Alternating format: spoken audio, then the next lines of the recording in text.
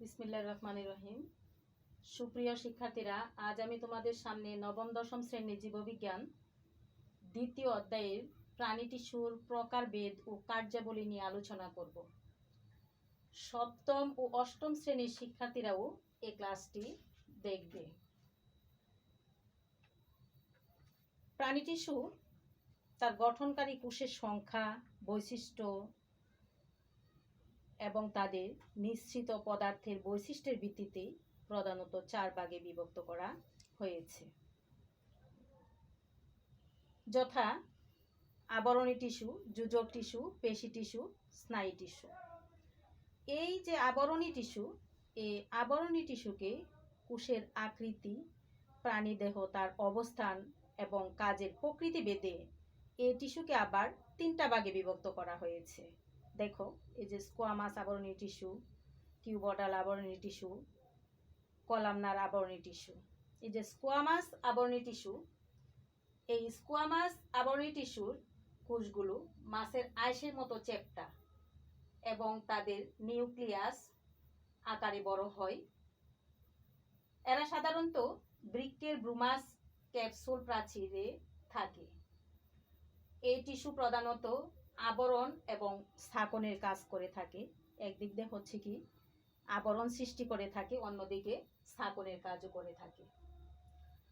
কিউবডাল আবরণী টিস্যু, এই কিউবডাল আবরণী টিস্যুর কোষগুলো ঘনাকার অর্থাৎ কিউব আকৃতির হয়ে থাকে। সাধারণত বৃক্কের সংগ্রাহক নালিকায় এদের অবস্থান।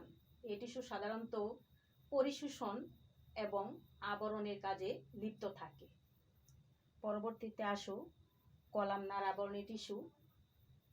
এই কলামনার আবরণী টিস্যুর কোষসমূহ সাধারণত স্তম্ভের মতো হয় এবং সরু এবং লম্বা হয়।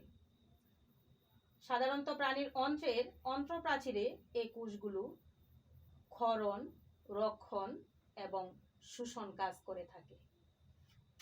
প্রাণীদেহের ভিত্তি পর্দার উপর ভিত্তি করে এই আবরণী টিস্যুকে আবার 3টা ভাগে বিভক্ত করা হয়েছে: সাধারণ আবরণী টিস্যু এবং স্ট্রাটিফাইড আবরণী টিস্যু, সিউডো স্ট্রাটিফাইড আবরণী টিস্যু। সাধারণ আবরণী টিস্যুটা ভিত্তি পর্দার উপর কোষসমূহ এক স্তরে সজ্জিত থাকে। বৃক্কের ব্রুমাস ক্যাপসুলে অর্থাৎ বৃক্কের সংগ্রাহক নালিকা এবং অন্ত্রপ্রাচীরে এদের অবস্থান। স্ট্রাটিফাইড আবরণী টিস্যু, ভিত্তি পর্দার উপর কোষগুলো একাধিক স্তরে সজ্জিত থাকে। এখানে মজার ব্যাপার হলো, এমন অনেক স্ট্রাটিফাইড আবরণী টিস্যু আছে যেগুলো মিনিটের মধ্যে পাল্টে যেতে পারে। কখনো দেখা যায় 3 থেকে 4টি স্তর, আবার পরক্ষণে কিছুক্ষণের মধ্যে দেখা যায় যে 7 থেকে 8টি স্তর। তাই একে বলা হয় ট্রানজিশনাল আবরণী। সাধারণত মেরুদণ্ডী প্রাণীদের ত্বকে এই আবরণী টিস্যুর অবস্থান। সিউডো স্ট্রাটিফাইড আবরণী টিস্যু, এই সিউডো স্ট্রাটিফাইড আবরণী টিস্যু কোষগুলো ভিত্তি পর্দার উপর এক স্তরে বিন্যস্ত থাকে। সাধারণত ট্রাকিয়া এদের অবস্থান। আবরণী টিস্যুর কোষগুলো আবার বিভিন্ন কাজের ভিত্তিতে নানাভাবে রূপান্তরিত হয়ে থাকে, যেমন সিলিয়াযুক্ত আবরণী টিস্যু। এই সিলিয়াযুক্ত আবরণী টিস্যু মেরুদণ্ডী প্রাণীর শ্বাসনালীর প্রাচীরে অবস্থান করে থাকে। ফ্লাজেলাযুক্ত আবরণী টিস্যু হাইড্রার এন্ডোডার্মে অবস্থান করে থাকে। ঘনপথযুক্ত আবরণী টিস্যু হাইড্রার এন্ডোডার্মে এবং মেরুদণ্ডী প্রাণীর অন্ত্রে দেখা যায়। জনন অঙ্গের আবরণী টিস্যু বিশেষ করে রূপান্তরিত হয়ে এই আবরণী টিস্যু শুক্রাণু এবং ডিম্বাণু কোষ উৎপন্ন করে। এরা প্রজননে অংশগ্রহণ করে প্রজাতির ধারাকে অক্ষুণ্ণ রাখে। গ্রন্থি আবরণী টিস্যু, বিভিন্ন ধরনের রস নিঃসরণে এই গ্রন্থি আবরণী টিস্যু গুরুত্বপূর্ণ ভূমিকা পালন করে থাকে। তারপর আসো যোজক টিস্যু অথবা কানেকটিভ টিস্যু। গঠন এবং কাজের ভিত্তিতে এই যোজক টিস্যুকে 3 ভাগে বিভক্ত করা হয়েছে। ফাইব্রাস যোজক টিস্যু, স্কেলেটাল যোজক টিস্যু এবং তরল যোজক টিস্যু। এই যে ফাইব্রাস যোজক টিস্যু, এই ধরনের যোজক টিস্যু দেহত্বকের নিচে পেশির মধ্যে অবস্থান করে থাকে। স্কেলেটাল যোজক টিস্যু দেহের অভ্যন্তরীণ কাঠামো গঠনকারী টিস্যুকে স্কেলেটাল যোজক টিস্যু বলা হয়। এই টিস্যু দেহের অভ্যন্তরীণ কাঠামো গঠন করে মস্তিষ্ক, মেরুরজ্জু, দেহের যে নমনীয় এবং লাজুক অঙ্গগুলো রয়েছে, ফুসফুস, হৃৎপিণ্ড, এ সমস্ত অঙ্গগুলোকে রক্ষা করা হলো কি এর কাজ। বিভিন্ন ধরনের রক্তকণিকা উৎপাদন করে থাকে, আবার ঐচ্ছিক পেশিগুলোর সংযুক্তির ব্যবস্থা করে থাকে। গঠনের ভিত্তিতে স্কেলেটাল যোজক টিস্যু 2 ধরনের, যেমন কোমলাস্থি এবং অস্থি। এই যে কোমলাস্থি সাধারণত আমাদের দেহে যেমন কানের পিনা এবং নাকের ডগায় এদের অবস্থান। অস্থি বিশেষ ধরনের দৃঢ় ভঙ্গুর এবং অনমনীয় স্কেলেটাল কানেকটিভ টিস্যু। এদের মাতৃকায় ক্যালসিয়াম জাতীয় পদার্থ জমা হয় এবং অস্থির দৃঢ়তা প্রদান করে থাকে। তারপর আসো তরল যোজক টিস্যু। এই যে তরল যোজক টিস্যু, এই তরল যোজক টিস্যুর মাতৃকা তরল যোজক টিস্যু 2 ধরনের, রক্ত এবং লসিকা। রক্ত এক ধরনের ক্ষারীয়, ঈষৎ লবণাক্ত এবং লাল বর্ণের তরল যোজক কলা অথবা টিস্যু। ধমনী, শিরা এবং কৌশিক নালীর মধ্য দিয়ে প্রবাহিত হয়ে রক্ত অভ্যন্তরীণ পরিবহনে অংশ নেয়। রক্তের উপাদান 2টি, রক্তরস এবং রক্তকণিকা। রক্তরস রক্তের তরল অংশ এবং রং ঈষৎ হলুদাভ হয়ে থাকে। এই রক্তরসের মধ্যে প্রায় 91 থেকে 92 ভাগ পানি থাকে এবং 8 থেকে 9 ভাগ থাকে জৈব এবং অজৈব পদার্থ। রক্তকণিকা 3 ধরনের, লোহিত রক্তকণিকা, শ্বেত রক্তকণিকা এবং অনুচক্রিকা। লোহিত রক্তকণিকায় সাধারণত আমরা রক্ত দেখি লাল বর্ণের, আবার কখনো কখনো কোনো প্রাণীর রক্ত লাল দেখায় না, সাদা। এখন কথা হলো যে কোনো প্রাণীর রক্ত লাল আবার কোনো প্রাণীর রক্ত সাদা, ম্যাডাম এটা কি বললো? যে আসলে লোহিত রক্তকণিকায় হিমোগ্লোবিন নামে একটি লৌহজাত যৌগ থাকে, যার জন্য রক্ত লাল হয়। হিমোগ্লোবিন অক্সিজেনের সঙ্গে যুক্ত হয়ে একটি অস্থায়ী যৌগ গঠন করে, যার নাম হলো কি অক্সি হিমোগ্লোবিন। এই অক্সি হিমোগ্লোবিনের মাধ্যমে কি করে থাকে, শরীরের বিভিন্ন স্থানে অক্সিজেন পরিবহন করে থাকে। শ্বেত রক্তকণিকা, এই শ্বেত রক্তকণিকাকে বলা হয় দেহের প্রহরী। কারণ কি, দেহকে পাহারা দিয়ে থাকে, অর্থাৎ শ্বেত রক্তকণিকা আমাদের দেহের জীবাণুকে ধ্বংস করে ফেলে। দেহের মধ্যে যদি কোনো জীবাণু ঢুকে তাহলে সেটাকে গ্রাস করার চেষ্টা করে এবং করে ফেলে। দেহের আকৃতিগত আত্মরক্ষায় এরা প্রকৃতিগত আত্মরক্ষায় এরা অংশ নিয়ে থাকে, সেজন্য একে দেহের প্রহরী বলা হয়।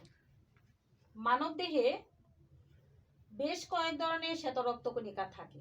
তারপর আসো অনুচক্রিকা। আমাদের দেহের কোনো অংশ কেটে গেলে দেখা যায় কিছুক্ষণ রক্ত পড়ে, তারপর রক্ত পড়া বন্ধ হয়ে যায়, অর্থাৎ ক্ষতস্থানে একটু গুটির মতো দেখা যায়, অর্থাৎ রক্তটা জমাট বাঁধে। এই রক্ত জমাট বাঁধার কাজ করে থাকে অনুচক্রিকা। তারপর আসো লসিকা। মানব দেহে বিভিন্ন ধরনের অর্থাৎ বিভিন্ন টিস্যুর মধ্যবর্তী স্থানে কিছু ফাঁকা জায়গা থাকে। এই ফাঁকা জায়গার মধ্যে জলীয় পদার্থ জমা হয়, যাকে বলা হয় লসিকা। এগুলো ছোট ছোট নালীর মাধ্যমে সংগৃহীত হয়ে একটি আলাদা লসিকা তন্ত্র গঠন করে থাকে, তাকে বলা হয় লসিকা তন্ত্র। তারপর আসো পেশি টিস্যু। এই পেশি টিস্যুকে আবার তিনটা ভাগে বিভক্ত করা হয়েছে: ঐচ্ছিক পেশি, অনৈচ্ছিক পেশি, কার্ডিয়াক অথবা হৃদপেশি। ঐচ্ছিক পেশি, এই পেশি প্রাণীর ইচ্ছা অনুযায়ী সংকুচিত ও প্রসারিত হয়। এই পেশি দ্রুত সংকুচিত এবং প্রসারিত হতে পারে, যেমন আমাদের হাত এবং পায়ের পেশি। তারপর আসো অনৈচ্ছিক পেশি। এই অনৈচ্ছিক পেশিকে ইচ্ছা করলে আমরা কিন্তু সংকুচন এবং সংকুচিত এবং প্রসারিত করতে পারে না। আমাদের ইচ্ছার দিয়ে এরা সংকুচিত প্রসারিত হয় না। মেরুদণ্ডী প্রাণীর রক্তনালী, পৌষ্টিক নালী ইত্যাদি প্রাচীরে অনৈচ্ছিক পেশি দেখা যায়। অনৈচ্ছিক পেশি প্রধানত দেহের অভ্যন্তরীণ অঙ্গাদির সঞ্চালনে অংশ নিয়ে থাকে।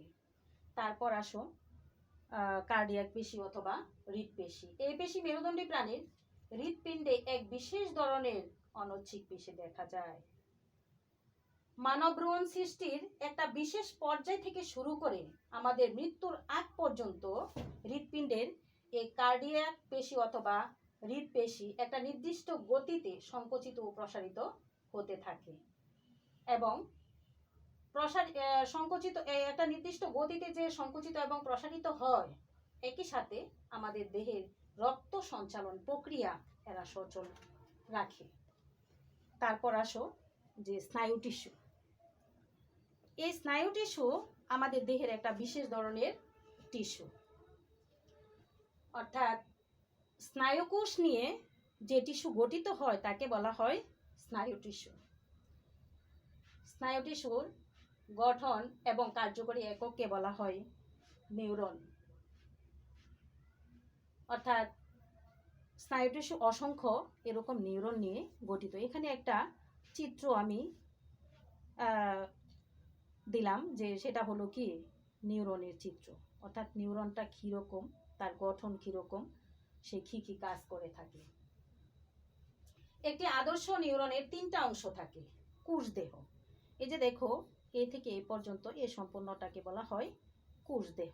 তারপর এখান থেকে দেখো একটা প্রলম্বিত অংশ বের হয়ে আসছে এই পর্যন্ত, এই প্রলম্বিত অংশটাকে বলা হয় এক্সন। কোষদেহ, এক্সন, এবং এই কোষদেহের দেখো কিছু সরবুজ আকৃতির মধ্যে কিছু শাখা প্রশাখা বেরিয়ে আসছে, এর এক একটাকে বলা হয় ডেনড্রন। একটি আদর্শ নিউরনের তিনটা অংশ নিয়ে গঠিত, অর্থাৎ কোষদেহ, ডেনড্রন এবং এক্সন।